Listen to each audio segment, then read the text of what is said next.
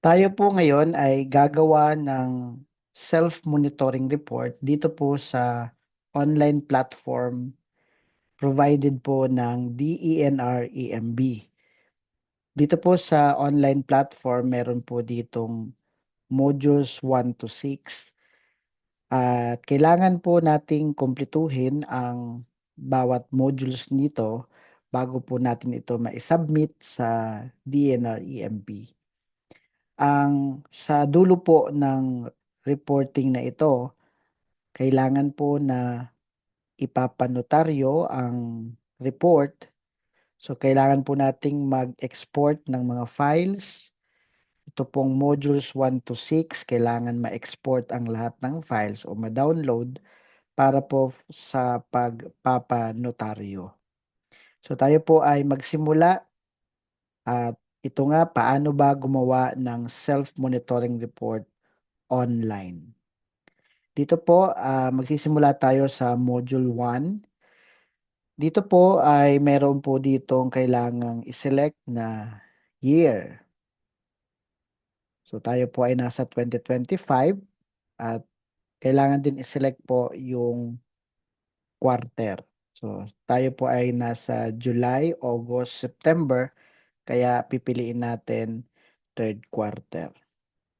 At dito naman po, yung name of the plant or name of establishment, pipiliin nyo dito yung pong registered na establishment sa CRS. So, wala po tayong ibang option dito kundi mag-select.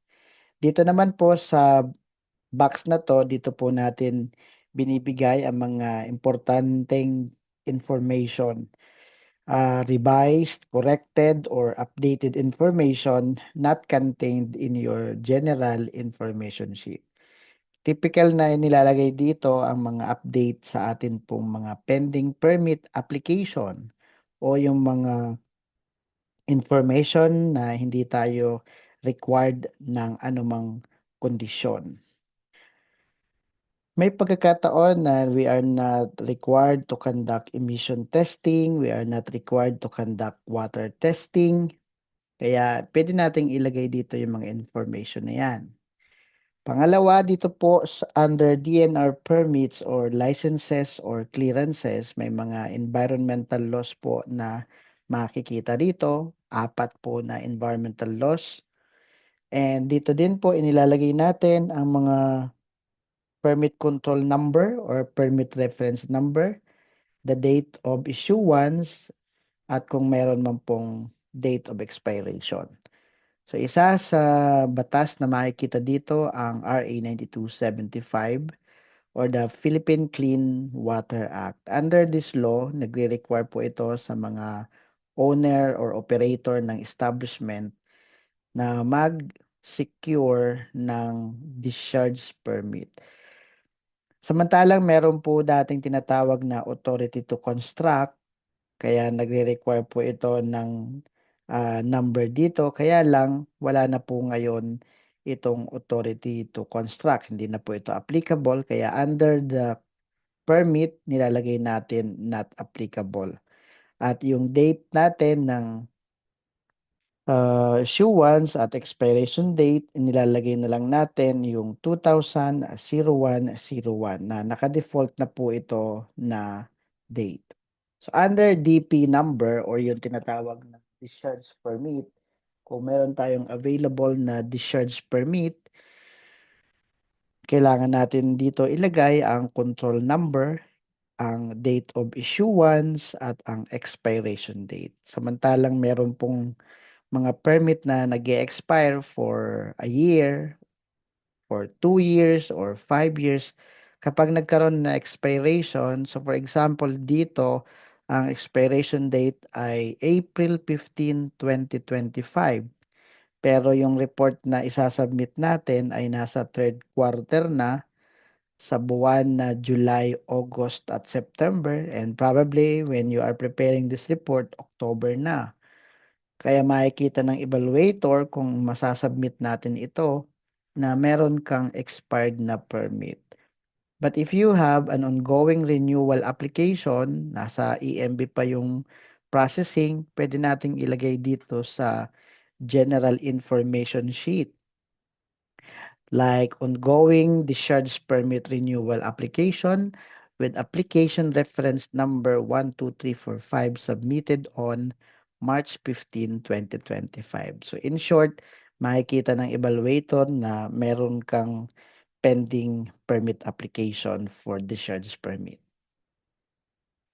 Under PD 1586 naman, ito ang Environmental Impact Statement System na nagre-require na naman sa mga owner or proponent ng project na mag-secure ng Environmental Compliance Certificate or for those not covered to secure ECC, they need to secure Certificate of Non-Coverage. So under this permit, ilalagay po ang reference number or control number like ECC, OL, R4A 121234.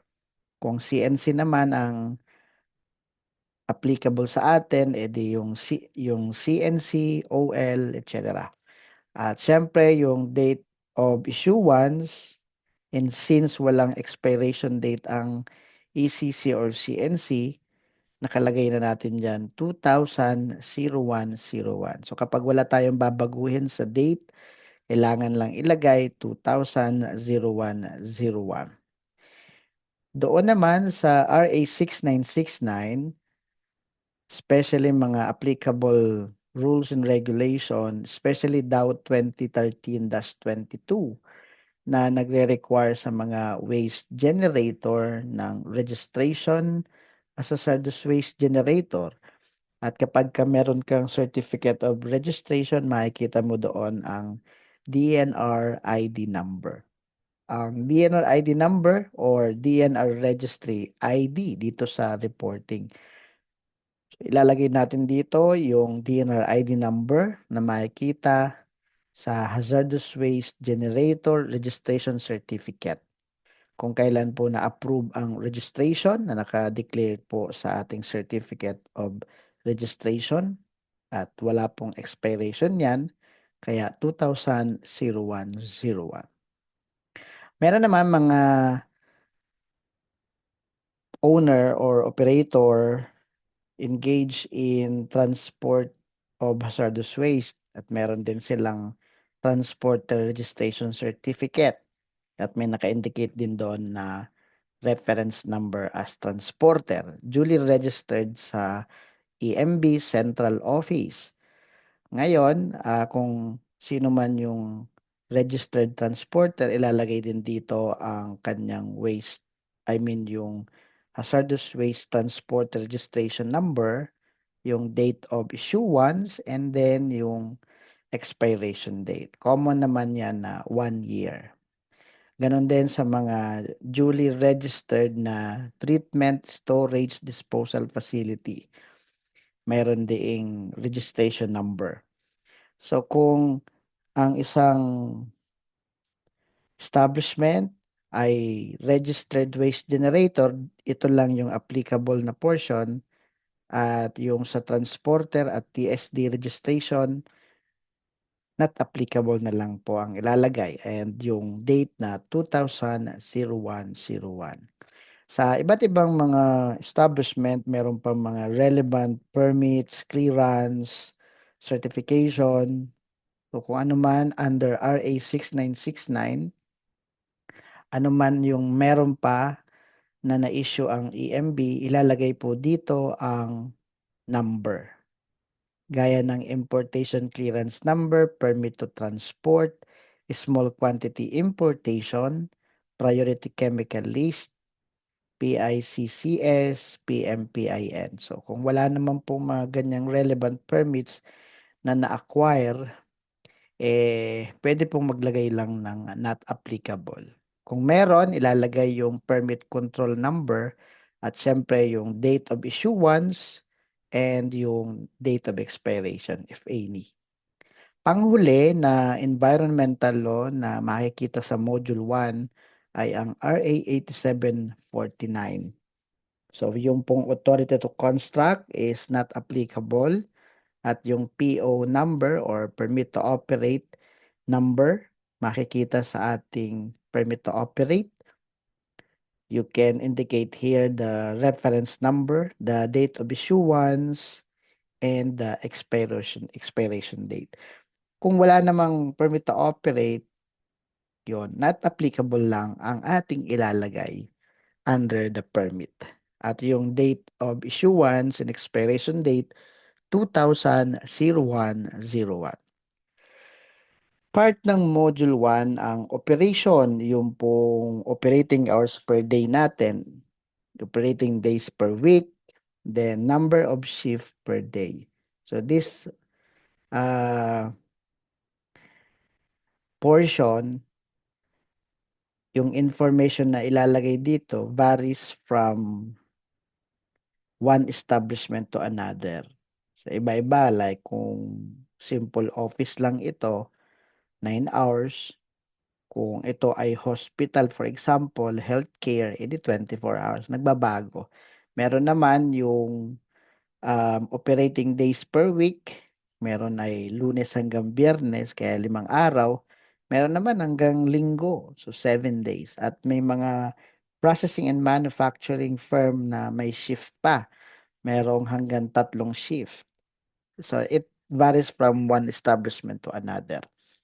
So make sure lang to indicate the average and maximum hours of operation per day, maximum days of operation per week, and number of shift. We also provide information under Module 1 ang daily production output and then the total output this quarter. You can indicate not applicable kung wala naman pong production sa ating establishment. Sa isang processing or manufacturing firm, possible yon, meron.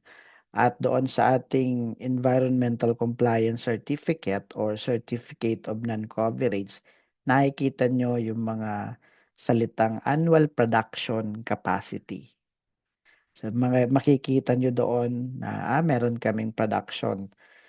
So ano ang average daily production output and then ano ang total output sa loob ng 3 buwan. Remember to indicate yung output within the monitoring period. So itong ginagawa natin na report ay third quarter, yung average daily production output ng July, August, September, and then the total output this quarter, July, August, September.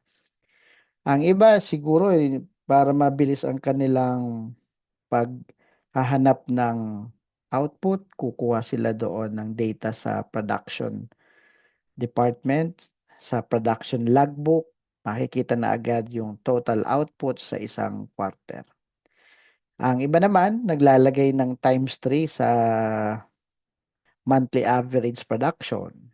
Or dito, kung average daily production, for quick estimation, ang ginagawa ng iba, 90 days. So, kung meron silang 10 metric tons in a day, times 90, meron silang 90 metric ton production output in the quarter.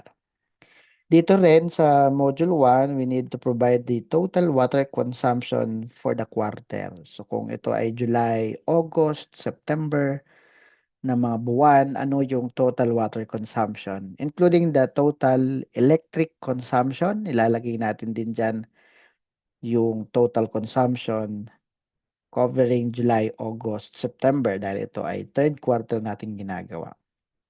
After na ma-declare yung mga consumption for water and electricity, we need to attach water bills and or electricity bills dito sa baba.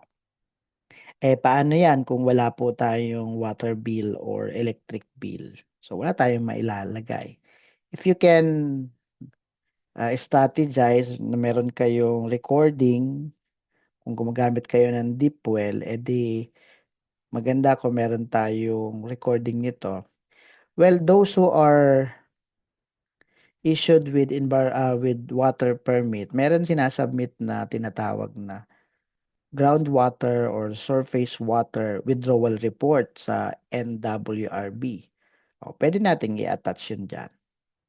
So, pero ang pinakamahalaga is to declare the total water consumption and electric consumption. Kung hindi nyo man ma-attach yung proof, although required talaga yan, wala na pong makakapag-save ka pa din itong report na to. So, you can um, review, especially yung taon at yung quarter, dahil once na makalampas ka sa module 1, ilipat ka na sa module 2. O pwede ka naman bumalik, pero mabuti nang sigurado na yung taon at yung quarter. So this is our module 1, and once na kompleto ng information, click save page muna para ma-save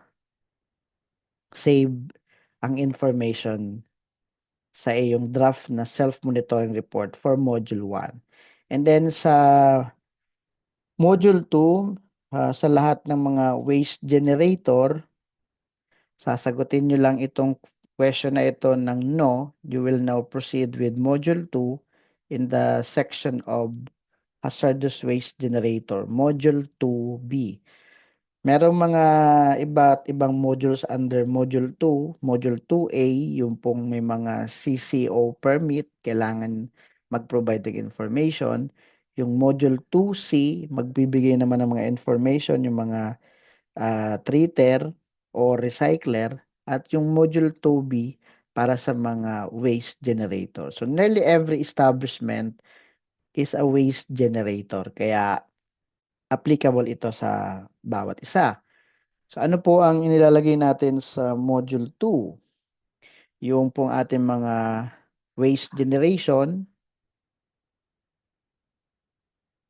waste storage, treatment and disposal, and then on-site self-inspection.